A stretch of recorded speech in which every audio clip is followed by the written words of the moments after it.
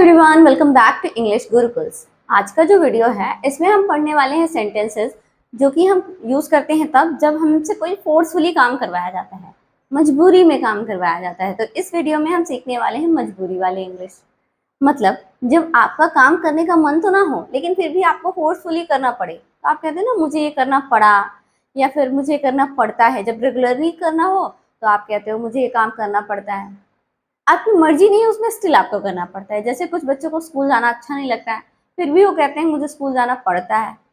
ठीक है, किसी को ड्रेस पहनना पसंद नहीं है, फिर भी वो कह रहा है मुझे ड्रेस पहनना पड़ा। तो ये बहुत सारे सेंटेंसेस होते हैं जिनको हम जब फ्रेम करते हैं तो सेंटेंस को पढ़ के समझ में आता है कि हम बहुत मजबूरी में कर रहे हैं। तो ये सभी वो सेंटेंसेस हैं जिनको जब हम फ्रेम करते हैं तो हमें सेंटेंस पढ़ के लगता है कि हम जो काम कर रहे हैं वो काफ़ी मजबूरी में कर रहे हैं।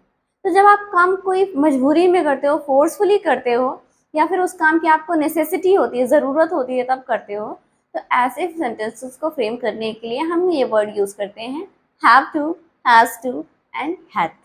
अब किसका कहाँ यूज़ करते हैं ये भी मैं आपको बताऊंगी। पहले मैं आपको एक सेंटेंस देती हूँ, आप ये बताओ। एक्चुअली अगर आप गांव से हो तो आपको पता है कि जैसे ऐसे समझिए, आपके घर में कोई जानवर है, पेट एनिमल है, काऊ है। तो काऊ को उसका मिल्क निकालना या फिर काऊ ने गोबर कर दिया है तो उसको साफ करना, ये सब कोई अपनी मर्जी से नहीं करता है। इन कामों को करने के लिए आपको फोर्सफुली करना पड़ता है। हाँ? मतलब कोई आपसे कहता है कि बेटा कर दो ये काम, तो आपका मन नहीं है, फिर भी आप उन्हें मना नहीं कर सकते, तो आपने मजबूरी में किया। या फिर आपके घर में कोई अवेलेबल नहीं है तो आपको मजबूरी में करना पड़ता है। तो वो सभी सेंटेंसेस जो आप मजबूरी में करते हो उनके लिए हम यूज करते हैं has to, have to and had to का। चलिए अब देख लेते हैं एक सेंटेंस। मैं कहूँ सेंटेंस मुझे गाय का दूध निकालना पड़ता है, तो मैं सेंटेंस कैसे फ्रेम करूंगी? I have to milk the cow every day. Milk जो कि जिसका मतलब तो दूध होता है, बट मिल्क एक तरह की वर्ब भी है, तो इसका मतलब होता है दूध निकालना भी हो जाता है। ठीक है, I have to milk the cow every day. ठीक है, मुझे रोज गाय का दूध निकालना पड़ता है। अब मैं कहूँ कि उसे गाय का गोबर साफ करना पड़ता है, अब भाई उसे पसंद नहीं है बिल्कुल, लेकिन पड़ता है। आप सेंटेंस को समझिए, उसे गाय का गोबर साफ करना पड़ता है, तो हम कहेंगे she has to pick up the cow dung every morning. उसे हर सुबह गाय का गोबर साफ करना पड़ता है। She has to pick up the cow dung every morning. चलिए, ये तो थोड़े फनी सेंटेंसेस हो गए। अब आते हैं हम अपने टॉपिक के ऊपर। टॉपिक क्या है हमारा? Use of have to, has to and had to. इनका यूज हम उस सेंस में करते हैं जब हमें ऑब्लिगेशन या फिर नेसेसिटी बतानी हो। ऑब्लिगेशन मतलब किसी ने फोर्सफुली आपसे काम करवाया तो आपको वो काम करना पड़ा। नेसेसिटी जब आपके घर में कोई अवेलेबल नहीं है तो आपकी जरूरत बन गई कि आपको वो काम करना पड़ेगा। आपकी मर्जी नहीं थी लेकिन घर में कोई था ही नहीं तो आपको करना पड़ा। तो दो तरीके के सेंटेंस हो गए, करना पड़ता है या फिर करना पड़ा। तो उनको फ्रेम करने के लिए हम इनका यूज करते हैं। आप याद रखिएगा, जब ऑब्लिगेशन दिया हो या फिर नेसेसिटी दी गई हो, मतलब फोर्सफुली आपसे काम कराया जा रहा हो, या फिर आपके यहाँ आसपास कोई है नहीं तो आप मजबूरी में वो काम कर रहे हो। अब यूज कैसे करेंगे? देखिए, करना पड़ता है जब प्रेजेंट की बात कर रहे हैं हम, क्योंकि है प्रेजेंट की बात कर रहे हैं। तो प्रेजेंट की बात कर रहे हैं तो प्रेजेंट में जब सिंगुलर होता है तो हम यूज करते हैं हैज टू का। Singular in the sense he, she, it, किसी पर्सन का नाम। ठीक है, तो वो हो गया हमारा हैज टू। और हैव टू का यूज हम तब करते हैं जब वो हो प्लूरल, यानी कि आई, यू, वी, दे, और या फिर दो लोगों का नाम एक साथ ऐड कर दें, जैसे राहुल एंड रितेश, ऐसे करके दो लोगों का नाम ऐड कर दें, तो वहां पे हम हैव टू का यूज करते हैं। पॉइंट टू बी नोटेड कि हैव के साथ हम वर्ब की फर्स्ट फॉर्म यानी वर्ब की बेस फॉर्म यूज करते हैं। ठीक है, वर्ब की बेस फॉर्म को ही वर्ब की फर्स्ट फॉर्म कहते हैं। वर्ब की बेस फॉर्म यूज करते हैं, ऐसे ईएस इसमें नहीं लगाना है, सिंपली वर्ब की बेस फॉर्म यूज करनी है, वर्ब की फर्स्ट फॉर्म यूज करनी है। अब देखो दूसरा सेंटेंस, करना पड़ता था, पास्ट की बात है, या फिर करना पड़ा, ये भी पास्ट की बात है। मुझे ये काम करना पड़ा, तो ये दोनों पास्ट की बात हो गई, और पास्ट में हम यूज करते हैं हैड टू को। ठीक है, क्योंकि यहाँ पे सिंपली हैड नहीं लिखा है, आप कंफ्यूज हो जाओ शायद कि हैड या हैज या हैव ये हमारे उसमें परफेक्ट में यूज होते हैं, तो परफेक्ट के साथ कंफ्यूज नहीं होना है। यहाँ पे have to, had to and has to and have to ऐसे करके लिखा है, तो हैव के साथ टू लगा है, हैज के साथ टू लगा है, हैड के साथ टू लगा है, मीन्स आपको V1 यूज करना है, नॉट V3। ओके, इसको याद रखना। फिर देखो फ्यूचर के लिए करना पड़ेगा, मुझे कल मम्मी घर पे नहीं रहेंगी तो मुझे ये काम करना पड़ेगा, ऐसे बोलते हो ना। तो करना पड़ेगा जब फ्यूचर की बात करो तो विल हैव टू का यूज करो, साथ में V1 यानी वर्ब की बेस फॉर्म यूज कर लो। तो will have to plus V1, V1 को याद रखना, बेस फॉर्म है, इसको करना। फिर प्रेजेंट में आ रहे हो आप, करना पड़ रहा है या करना पड़ रहा था, मेन सिंपली सेंटेंस देखो। तो प्रेजेंट में देखो मेन सिंपल सेंटेंस है, करना पड़ रहा है या करना पड़ रहा था। तो आप देखो बी की फॉर्म को ले लो, plus having plus to plus V1। अब आप कहोगे कि मैम बी की फॉर्म क्या होती है, तो बी की फॉर्म होती है is, am, are, was, were, as per the use, जैसे आपको यूज हो आप उनका यूज कर लो। बी की जगह मतलब चाहे अगर सिंगुलर है तो इज, आई है तो एम, प्लूरल है तो आर, पास्ट में है सिंगुलर तो वॉज, पास्ट में प्लूरल है तो वर, ये यूज कर सकते हो बी की जगह। बी की फॉर्म है ये, ठीक है। Be plus having plus to plus V1, करना पड़ रहा है मतलब कंटिन्यू आप काम कर रहे हो, मुझे रोज स्कूल जाना पड़ रहा है, मुझे रोज पढ़ना पड़ रहा है, तो ऐसे सेंटेंसेस में आप इनका यूज करोगे, ठीक है। अब देखिए यहाँ पे लिखा है आई, वी, यू, दे, इनके साथ हम हैव टू को यूज करते हैं, इनको हम प्लस करोगे, इनके बाद हैव टू को यूज करते हैं। He, she, it, Meera, Meera means किसी पर्सन का नाम है, जब सिंगल पर्सन का नाम है तो आप हैज टू को यूज करोगे, जब प्लूरल नाम होंगे मतलब एक लोग हैं या दो लोग हैं, दो फ्रेंड्स साथ में जा रहे हैं, दो फ्रेंड्स साथ में जा रहे हैं, आपने कहा Ram and Shyam, have to, ठीक है, ऐसे लगाना है। तो जब दो हैं तो हैव टू, सिंगल है तो हैज टू। ये हो गया हमारा ब्रीफ है। आई होप कि आपको समझ में आ गया होगा, नहीं समझ में आया है वीडियो को फिर से रिपीट करिए, फिर से पढ़िए, क्लियर हो जाएगा। यहाँ पे थोड़ा सा ऑब्लिगेशन है और नेसेसिटी का मीनिंग दिया हुआ है। मीनिंग ये है कि something is necessary like a rule, duty और रिक्वायरमेंट, कोई काम जो जरूरी हो, जिसकी नेसेसिटी यानी आवश्यकता हो, जैसे कि कोई रूल बना दिया गया, जैसे आपके स्कूल का रूल होता है आपको ड्रेस पहन के ही आनी है, तो रूल है, आपकी मर्जी हो या ना हो। ड्यूटी, आपको एक रिस्पॉन्सिबिलिटी दे दी गई घर की कि मार्केट से सामान आपको ही लाना है, तो ये आपकी ड्यूटी हो गई, आपकी मर्जी हो ना हो आपको करना पड़ेगा। फिर है रिक्वायरमेंट्स, रिक्वायरमेंट जब कोई काम आपको जरूरी है, मान लीजिए आपको आज न्यू नोटबुक लेके जाना है क्योंकि आपकी नोटबुक खत्म हो गई, तो आपको न्यू नोटबुक परचेज करना है शॉप से। अब आपका मन नहीं है शॉप पे जाने का, स्टिल आपको, क्योंकि आपकी नेसेसिटी है, आपको ज़रूरत है, तो आप जाओगे उसको परचेज करके लाओगे। तो ऐसे केसेस में हम यूज़ करेंगे had to, has to and have to का। पॉइंट टू बी नोटेड, आप सेंटेंस देखना, लास्ट में फ्रेम करते हुए ये वर्ड्स आपको मिलेंगे। करना पड़ता है प्रेजेंट, करना पड़ता था पास्ट हैड टू, इसमें हैज़ टू या फिर हैव टू। इसके बाद है करना पड़ेगा फ्यूचर, फ्यूचर में है will have to plus V1। करना पड़ रहा है या करना पड़ रहा था, कंटिन्यू प्रोसेस में काम हो रहा है, तो बी की फॉर्म यानी कि ये सब, प्रेजेंट है तो ये, पास्ट है तो ये, सिंगुलर है तो ये, प्लूरल है तो ये, सिंगुलर है तो ये, प्लूरल है तो ये, ऐसे करके यूज करना है। हैविंग क्यों लगाना है, क्योंकि काम कंटिन्यू हो रहा है, तो कंटिन्यूअस टेंस में हम ING लगाते हैं, दैट्स व्हाई हैविंग हो गया प्लस V1। V1 को जरूर याद रखना, आप हैज, हैव, हैड के चक्कर में V3 मत कर देना, V1 यहाँ पे यूज होता है। आई होप इतनी बात आपको क्लियर हो गई होगी। Now I will give you some sentences and you have to frame them.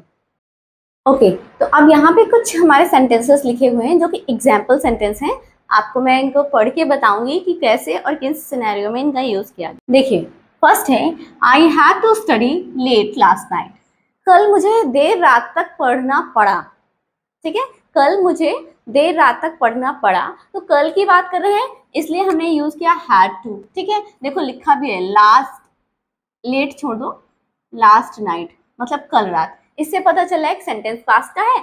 I had to study late last night, मुझे कल रात देर तक पढ़ना पड़ा, I had to study late last night. फिर है नंबर 1, ये हो गया। Number 2, he had to cancel the trip due to rain, वो कहीं घूमने जा रहे थे, कोई ट्रिप बनाई उन लोगों ने, मतलब ट्रिप प्लान करी और उन्हें घूमने जाना था, लेकिन बारिश होने लगी जिसकी वजह से उनकी ट्रिप कैंसिल हो गई। तो हमने कैंसिल हो गई ना, पास्ट हो गया, बारिश की वजह से उन्हें ट्रिप कैंसिल करना पड़ा, तो हम सेंटेंस बना रहे हैं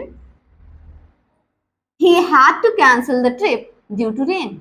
अच्छा, अगर उन्हें है तो मोर देन वन पीपल है, तो ही की जगह दे हो जाएगा, ठीक है। अगर हम कहें बारिश की वजह से उसे ट्रिप कैंसिल करना पड़ा तो हम ही का यूज करेंगे, लेकिन उन्हें कैंसिल करना पड़ा तो हम दे का यूज कर देंगे, क्योंकि हैड ना हर सेंस में एक ही होता है, मतलब सिंगुलर प्लूरल सबके साथ हैड ही आता है पास्ट में, तो यहाँ पे कोई प्रॉब्लम नहीं होगी, बस ही की जगह हम दे कर देंगे। अगर हम कई लोगों की बात कर रहे हैं, एक लोग की बात करें, ही करेक्ट है।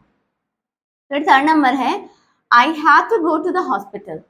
अब मान लीजिए कोई आपका जान पहचान का कोई पर्सन है जो हॉस्पिटल में एडमिट है, आपको हॉस्पिटल जाना बिल्कुल पसंद नहीं है, स्टिल आपको जाना पड़ा उनको देखने, तो आप कहोगे I have to go to the hospital. मुझे हॉस्पिटल जाना पड़ा, मुझे हॉस्पिटल जाना पड़ता था, तो इस सेंस में आप पास्ट के लिए यूज करो। फिर है she has to cook food. उसे खाना बनाना पड़ा या फिर उसे खाना बनाना पड़ता है, तो दोनों सेंटेंस में आप यही लिखोगे, उसे खाना बनाना पड़ा या फिर उसे खाना बनाना पड़ता है। She has to cook food.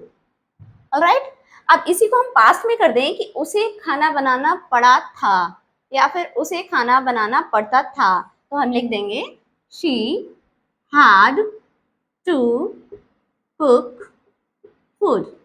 Alright, फिर है मुझे जाना पड़ा, I have to go. I have to go there every day, मुझे वहां रोज जाना पड़ता है, I have to go there every day. अब ये प्रेजेंट के टेंसेस हमारे आ गए हैं यहाँ से, ठीक है।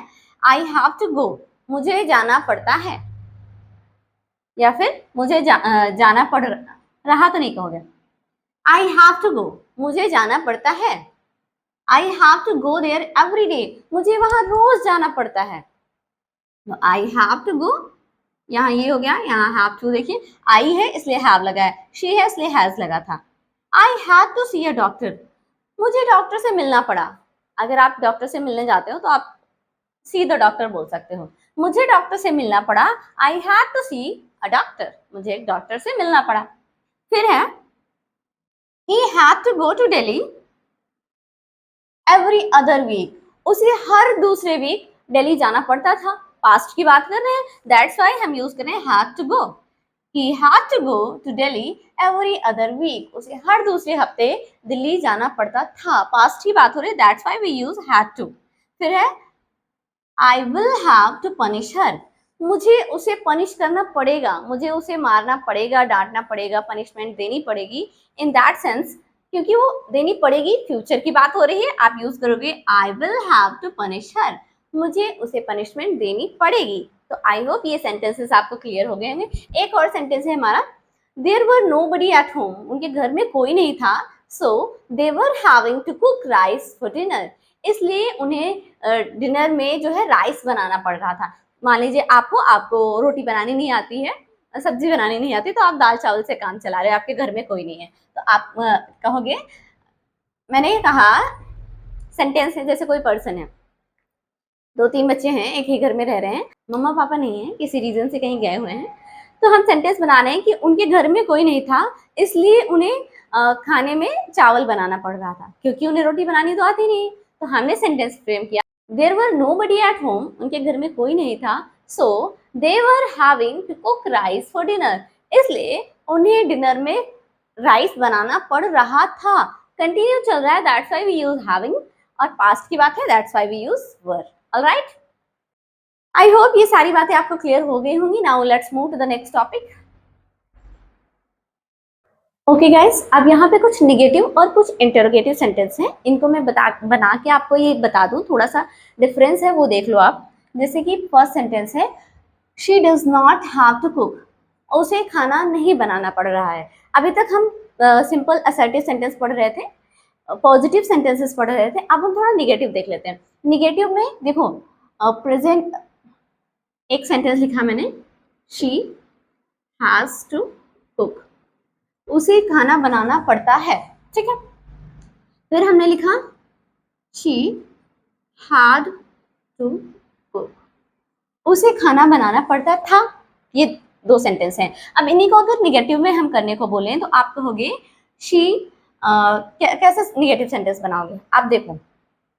अब अगर इन्हीं सेंटेंसेस को मैं आपको नेगेटिव बनाने के लिए कह दूं तो आप थोड़ा सा सोचोगे ना उसके बाद, क्योंकि ये प्रेजेंट इंडेफिनिट है और ये पास्ट इंडेफिनिट है, इसलिए इनको बनाने, इनका जब निगेटिव बनाते हैं तो आप अगर टेंसेस आपने पढ़ा है तो आपको पता होगा कि निगेटिव बनाने के लिए इसमें डू या फिर डज का यूज कर देते हैं, इसमें डू या डज का यूज कर देते हैं और इसमें हम डिड का यूज कर देते हैं पास्ट में। तो डिड का यूज कर देते हैं, वही चीजें हमने यहाँ पे की हैं। हमने किया है शी हैज टू कुक, उसे खाना बनाना पड़ता है, और अगर सेंटेंस हुआ कि उसे खाना बनाना नहीं पड़ता है तो आप कहिए she doesn't have to cook. अब देखिए यहाँ हमने हैज लिखा था, यहाँ हमने हैव लिखा है। क्यों लिखा है? क्योंकि हैव जो है ना, इसकी अपनी खुद की पर्सनल फॉर्म्स ऑफ वर्ब होती हैं। ये फॉर्म कौन कौन सी होती हैं? Have, had and had. फिर है आईएनजी फॉर्म हैविंग, और जो हमारी SIS लगा के बनती है उसे हम हैज कहते हैं। ठीक है, ये फॉर्म होती हैं। तो हैव की फर्स्ट फॉर्म हैव होती है, सेकेंड फॉर्म हैड होती है, थर्ड फॉर्म हैड होती है, आईएनजी फॉर्म यानी कि फोर्थ फॉर्म हैविंग होती है, और फिफ्थ फॉर्म हैज होती है। Is it clear? That's why हमने हैव को यहाँ पे लिखा है, क्योंकि हमें पता है यहाँ V1 यूज करते हैं। डज यहाँ पे शी है इसलिए हम डज लिखे हैं। अगर हमारे पास आई होता या वी होता तो हम डू को लिखते। ठीक है, तो डज इसलिए लिखा क्योंकि हम निगेटिव जब बनाते हैं प्रेजेंट इंडेफिनिट का या फिर पास्ट इंडेफिनिट का निगेटिव बनाते समय हम प्रेजेंट इंडेफिनिट में डू डज लिखते हैं, पास्ट इंडेफिनिट में हम डिड का यूज करते हैं। और हमने यहाँ पे हैव पूछोगे क्यों लिखा है, तो हैव इसलिए लिखा है क्योंकि हैव की खुद की जो फॉर्म होती हैं वो ये होती हैं, first form, second form, third form, ING form and SIS form जो होती है लास्ट वाली, फिफ्थ फॉर्म। तो फर्स्ट फॉर्म हमारी हैव की हैव ही होती है, हैज फर्स्ट फॉर्म नहीं होती है, वो हैज हैव हेल्पिंग वर्ब होते हैं। जब हैज हैव को as a main verb treat किया जाता है तो हैव जो है हमारी V1 का काम करती है। तो हैव को हमने इसलिए लिखा है have to. She doesn't have to cook. Alright, I hope कि क्लियर हुआ होगा। फिर है she didn't have to cook, उसे खाना नहीं बनाना पड़ता था, पास्ट की बात, she didn't have to cook. फिर है उसे खाना नहीं बनाना पड़ेगा, she will not have to cook। फिर है उसे खाना नहीं बनाना पड़ रहा है, कंटिन्यू है और प्रेजेंट है, तो she is not having to cook, उसे खाना नहीं बनाना पड़ रहा है, नहीं के लिए not, कंटिन्यू है इसलिए having, और ये है बी की फॉर्म, ये वाली बी की फॉर्म, ये not और ये कंटिन्यूअस है इसलिए having। ठीक है, she was not having to cook, उसे खाना नहीं बनाना पड़ता था। वॉज लगा है पास्ट के लिए, नॉट लगा है निगेटिव के लिए, कंटिन्यू है इसलिए हैविंग लगा है। ठीक है, आई होप ये बात आपको समझ आ गई होगी। अब इधर आ जाओ, ये हो गया इंटेरोगेटिव सेंटेंस। इंटेरोगेटिव सेंटेंस बनाते हुए सबसे पहले आप लिखते हो हेल्पिंग वर्ब, देन आप सब्जेक्ट लिखते हो, देन आप मेन वर्ब लिखते हो, देन आप अदर वर्ड्स लिखते हो। तो अगर हम सबसे पहले हेल्पिंग वर्ब लिखते हैं तो क्योंकि अभी मैंने आपको बताया कि जो प्रेजेंट इंडेफिनिट है और पास्ट इंडेफिनिट है वो सिंपली तो आप ऐसे लिखोगे, लेकिन जैसे ही आप उसको नेगेटिव इंटरोगेटिव में चेंज करोगे तो आप डू डज या फिर डिड का यूज कर लोगे एज पर द सेंटेंस। तो हमने लिखा does she have to cook. Have to क्यों यूज हुआ आपको पता चल गया, शी के साथ हैज टू ही लगाते हैं, बट क्योंकि यहाँ पे हमने V1 की बात करी है दैट्स व्हाई हम हैव यूज कर रहे हैं। ये बात अच्छे से समझ लेना, सिर्फ इन्हीं दो में डाउट होता है, इसमें इन दोनों में, बाकी सब में कोई अलग चेंज नहीं है, वैसे ही है।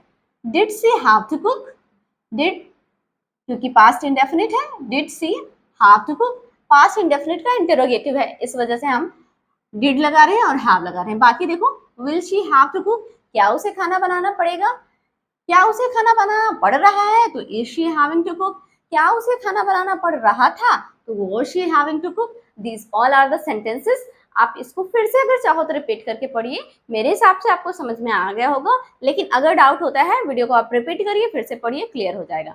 ये सभी बेसिक टेंसेस हैं जो आपने पहले से पढ़ रखे हैं, दैट्स व्हाई इसको मैंने बहुत फोकस नहीं किया।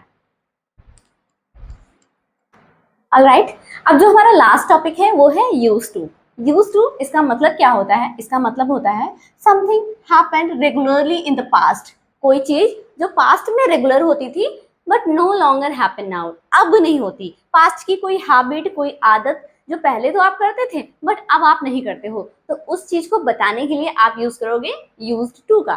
जैसे कि आप कहोगे कि मैं पहले रेगुलर स्कूल जाता था, I used to go to school regularly, मतलब पहले जाता था, अब बड़ा हो गया हूँ, अब तो मैं कॉलेज जाने लगा हूँ या फिर अब जॉब करने लगा हूँ तो अब नहीं जाता हूँ, लेकिन पहले मैं जाता था। तो पास्ट की कोई हैबिट, पास्ट का कोई इवेंट जो आप बताना चाह रहे हो, तो पास्ट में आप रेगुलर करते थे बट अब आप नहीं करते हो। जैसे आपने कुछ लोगों को कहते सुना होगा, I use to smoking. I use to smoking मतलब मैं पहले स्मोकिंग करता था बट अब नहीं करता हूँ। पहले मेरी हैबिट थी, आदत थी, बट अब नहीं है। तो वैसे केस में आप यूज टू का यूज करोगे। इसका स्ट्रक्चर देख लीजिए। इसका ये है स्ट्रक्चर, सब्जेक्ट सबसे पहले, फिर यूज टू, फिर बेस फॉर्म। बेस वर्ब को हम यानी वी1 कहते हैं, ठीक है। वर्ब की फर्स्ट फॉर्म को ही वर्ब की बेस फॉर्म भी कहते हैं। तो subject, use to, base form. अब ये मत सोचना कि पास्ट की बात है तो हम वॉज वर्ग लगा दें, क्योंकि पास्ट हैबिट की आप बात कर रहे हो जो अब करंट में कंटिन्यू नहीं है, उसी को बताने के लिए आप यूज टू का यूज करते हो। तो आपने अगर यूज टू कर लिया तो आपको वॉज वर ये सब नहीं लिखना है। ऑलराइट, देखिए मैंने कुछ सेंटेंसेस लिखे थे। I use to play outside every morning. मैं जब छोटा था ना तो मैं हर रोज बाहर घूमने खेलने जाता था। तो अगर आप ये कह रहे हो कि मैं हर रोज बाहर खेलने जाता था, मतलब पहले तो जाते थे अब नहीं जाते हो, तो इस सेंस में आप कहोगे I use to play outside every morning. मैं हर रोज हर सुबह बाहर खेलने जाता था, पास्ट में जाता था, अब नहीं जाता हूँ। तो आपकी पास्ट हैबिट थी, अब कंटिन्यू नहीं है, तो आपने यूज किया यूज टू का। ऑलराइट, फिर है she use to live in Delhi. कोई लड़की है जो पहले दिल्ली में रहती थी, अभी वो नहीं रह रही, अभी वो अपने घर पे रहने लगी। तो आप कहना चाह रहे हो कि वो ना दिल्ली में रहती थी, क्योंकि वो पास्ट में रेगुलर दिल्ली में रह रही थी। आपको ये हैबिट बतानी है उसकी, तो आप कहिए she use to live in Delhi. वो दिल्ली में रहती थी, अब नहीं रह रही है, ठीक है। We use to go our grand parents house every summer. अब बच्चे क्या होते हैं, जब उनकी समर वेकेशन होती है ना तो वो अपने नाना नानी के घर जाते हैं, क्योंकि कुछ बच्चे आजकल अपने पेरेंट्स के साथ सेपरेटली रह रहे हैं। तो जब समर वेकेशन होती है तो अपने दादा दादी के घर जाते हैं। तो पहले जाया करते थे, अब उनकी लाइफ बहुत बिजी हो गई, अब उन्हें टाइम नहीं मिलता तो अब वो नहीं जाते हैं। इन दैट केस आप यूज करोगी वी, यानी कि हम। यूज टू मतलब जाया करते थे। We used to go our grandparents' house every summer. We used to go our grandparents' house every summer. हम हर समर में अपने ग्रैंड पेरेंट्स के हाउस जाया करते थे, अभी नहीं जाते हैं, पास्ट में काम करते थे। तो ये यूज टू का आप यूज तब करोगे जब आप पास्ट की कोई हैबिट बता रहे हो जो पहले तो होती थी अब नहीं होती है। पहले आप कंटिन्यू वो काम करते थे, अब नहीं करते हो, तो उस सेंस में आपको यूज टू का यूज करना है। आई होप कि ये कॉन्सेप्ट भी आपको क्लियर हो गया होगा। वीडियो अच्छा लगा है तो प्लीज़ वीडियो को लाइक करें, चैनल पे पहली बार विजिट करें तो चैनल को सब्सक्राइब करें, और हाँ, इसे ज़्यादा से ज़्यादा शेयर करें अपने फ्रेंड्स के साथ। Thank you.